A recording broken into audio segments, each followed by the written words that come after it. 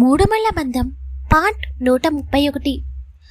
నాతో ఎంత స్నేహంగా ఉన్నావు, నాపై ఎంత కేరింగ్ చూపించేదానివి, ఈరోజు నేనెవరో అన్నట్టు చూస్తున్నావు.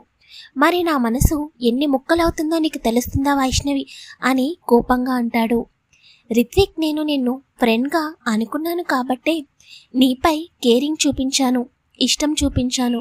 దానిని నువ్వు ప్రేమ అనుకుంటే నేనేమీ చెయ్యలేను అని అనగానే, చూసావా నేను ఎంత బాధపడుతున్నా కూడా నీ మనసు చలించటం లేదంటే ఇంక నేను ఏమని అనుకోవాలి? వద్దులే వైషు, నువ్వు ఇక్కడి నుండి వెళ్ళిపో, నా చావు నన్ను చావనివ్వు అని అనగానే వైష్ణవి వెంటనే రిత్విక్ చెంపపై కొట్టి, ఇంకోసారి ఇలాంటి మాటలు మాట్లాడావంటే నిజంగా నేనే చంపేస్తాను అని అంటుంది. ఆ పని చెయ్యి వైషు, నీ చేతిలో చావడం కూడా నాకు చాలా ఇష్టం అని అంటాడు రిత్విక్. వైష్ణవి ఏడుస్తూ, ప్లీజ్ రిత్విక్, ఇంకా ఆపేసే, నేను భరించలేను, ఇప్పటికే నేను ఏమీ చెప్పలేకపోతున్నాను, ఇంకా నన్ను టార్చర్ చెయ్యకు అని ఏడుస్తూనే రిత్విక్కి చేతికి కట్టుకడుతుంది. వైషు ప్లీజ్, నువ్వు వెళ్ళకు, నాతో పాటే ఉండవా? నాకెందుకో చాలా భయంగా, మనసంతా గందరగోళంగా ఉంది, నువ్వు ఇక్కడే ఉండవా? నేను పడుకుని కూడా చాలా రోజులు అవుతుంది అని అంటాడు. వైష్ణవి టైం చూసేసరికి 12 అవుతుంది. సరే నువ్వు పడుకో, నేను ఇక్కడే ఉంటాను అని అనగానే రిత్విక్ సోఫాలో పడుకుని వైష్ణవి చేతిని అలాగే పట్టుకుని ఉంటాడు.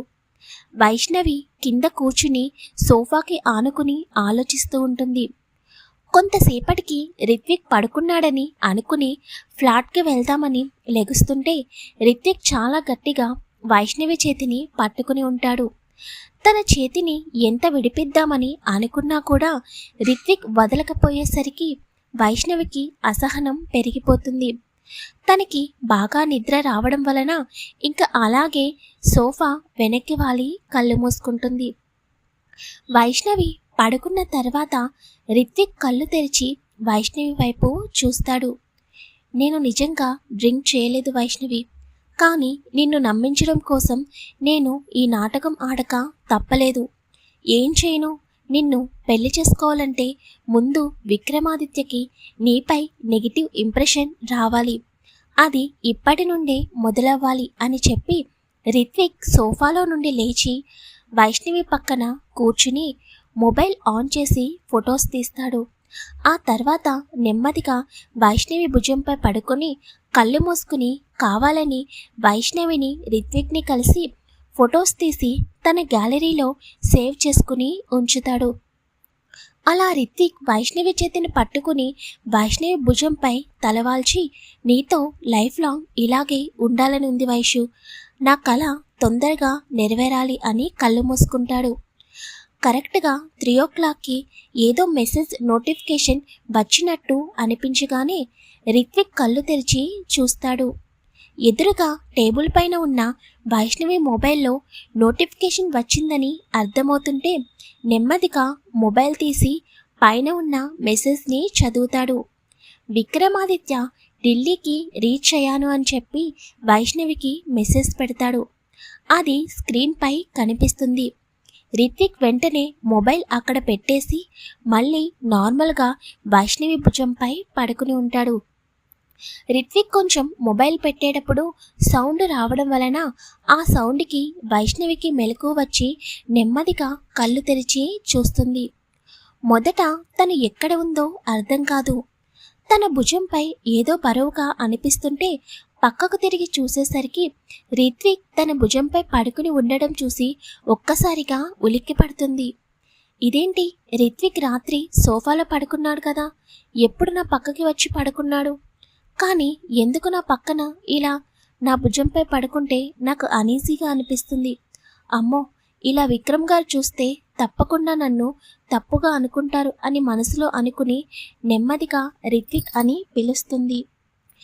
అలా 3-4 సార్లు పిలిచేసరికి రిత్విక్ నెమ్మదిగా కళ్ళు తెరిచి వైష్ణవి వైపు చూసి, పడుకొని వైష్ణవి అని అంటాడు. రిత్విక్ కొంచెం దూరంగా జరిగి పడుకో, నువ్వు నా భుజంపై పడుకున్నావు, ప్లీజ్ ముందు నా చేతిని వదులు అని అంటుంది. రిత్విక్ వెంటనే లేచి, సారీ వైష్ణవి, సోఫాలో పడుకున్నాను కానీ కొంచెం భయంగా అనిపించి నీ పక్కన వచ్చి పడుకున్నాను. ఎప్పుడు నీ భుజంపై వాలానో నాకు తెలియదు, సారీ అని అంటాడు.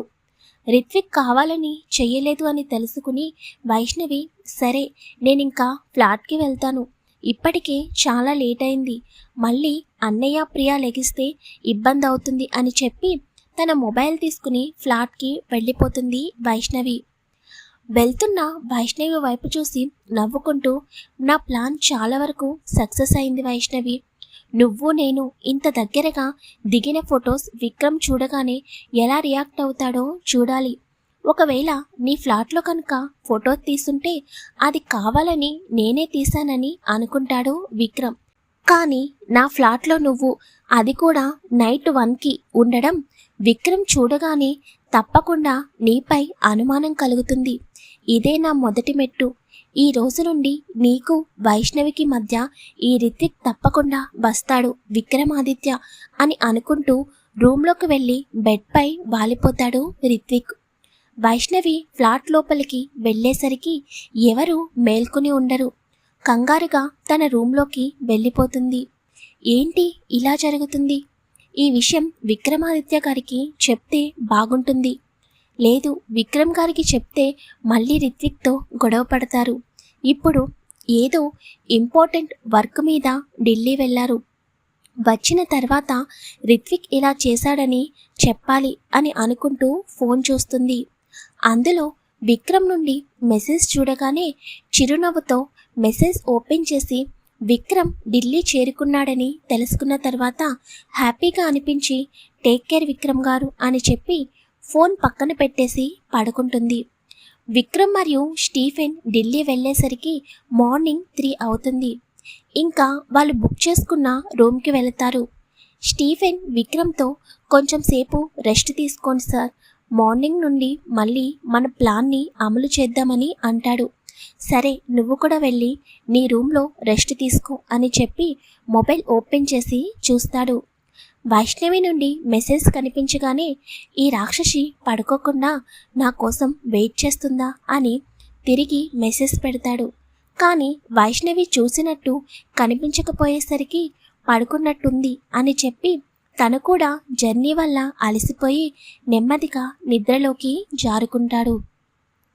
ఉదయం అవుతుండగా ప్రియా, తరుణ్ మరియు వైష్ణవి అందరూ కలిసి హాల్లోకి వస్తారు. తరుణ్ వైష్ణవితో, సిస్టర్ నువ్వసలు బయటకి వెళ్ళకు, బావ వెళ్ళేటప్పుడు మరీ చెప్పాడు, మేము కూడా ఇంట్లోనే ఉంటాము అని చెబుతాడు. దానికి వైష్ణవి, అదేంటి, ఎవరు ఆఫీస్కి వెళ్ళకపోతే ఎలా? అందులోనూ ఆఫీస్లో చాలా ఇంపార్టెంట్ డాక్యుమెంట్స్ అన్నీ ఉన్నాయి. నిన్నే కదా అంత పెద్ద ప్రాజెక్ట్ ఓకే అయింది, దానికి సంబంధించిన డాక్యుమెంట్స్ అన్నీ ఉన్నాయి. ఈ రోజుల్లో ఎవరిని నమ్మడానికి వీల్లేదు. నేను ఇంట్లోనే ఉంటాను. అందులోనూ విక్రమ్ గారు బయట సెక్యూరిటీని కూడా అరేంజ్ చేశారు కదా. నేను బయటకు వెళ్తే మీకన్నా ముందే విక్రమ్ గారికి చేరిపోతుంది. అయినా నేను విక్రమ్ గారికి ఇచ్చిన మాటను ఎందుకు తప్పుతాను? నేను ఇంట్లోనే ఉంటాను, మీరు ఆఫీస్కి వెళ్ళండి అని చెబుతుంది. లేదు సిస్టర్, నిన్ను వదిలి అస్సలు వెళ్ళము, బావకి ఈ విషయం తెలిస్తే మమ్మల్ని చంపేస్తాడు అని అంటాడు తరుణ్. మరి వైష్ణవి చెప్పినట్టు తరుణ్ ఆఫీస్కి వెళ్తాడా లేదా నెక్స్ట్ పార్ట్లో తెలుసుకుందాం. వీడియోని ఇస్తే తప్పకుండా కామెంట్ చేయండి. వీడియో చూస్తున్నారు కానీ కామెంట్స్ అసలు ఎవరు చేయడం లేదు. ప్లీజ్ కామెంట్ చేయండి, అలాగే వీడియోని తప్పకుండా లైక్ చేయండి, షేర్ చేయండి.